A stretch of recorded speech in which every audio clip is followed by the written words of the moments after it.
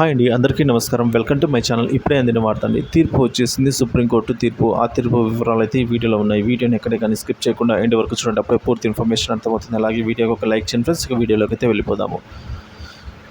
నేను ఈవీఎంలను పగలగొట్టలేదని మాచర్ల మాజీ ఎమ్మెల్యే పిన్నెల్లి రామకృష్ణారెడ్డి వెల్లడించారు. పోలింగ్ రోజున తాను అసలు పాల్వాయి గేటు పోలింగ్ కేంద్రానికి వెళ్లలేదని మాచర్ల మాజీ ఎమ్మెల్యే పిన్నెల్లి పోలీసు కస్టడీలో చెప్పినట్లు తెలుస్తోంది. నేను అసలు అక్కడికి వెళ్ళలేదు, ఈవీఎం పగలగొట్టలేదు, నంబూరి శేషగిరిరావు ఎవరో కూడా నాకు తెలియదు, ఆ రోజు నా వెంట గన్మెన్లు లేరు అని ఆయన సమాధానం ఇచ్చినట్టుగా సమాచారం. మొత్తం 50 ప్రశ్నలు అడగ్గా వాటిలో 30 ప్రశ్నలకు తెలియదు అనే సమాధానం చెప్పారని అధికార వర్గాలు పేర్కొన్నాయండి.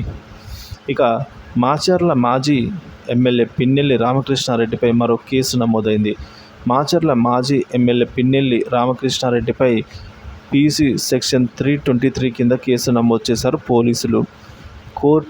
కోర్టులోకి తీసుకెళ్లే సమయంలో పిన్నెల్లికి ఎదురు వచ్చాడు టీడీపీ కార్యకర్త కొమెర శివ.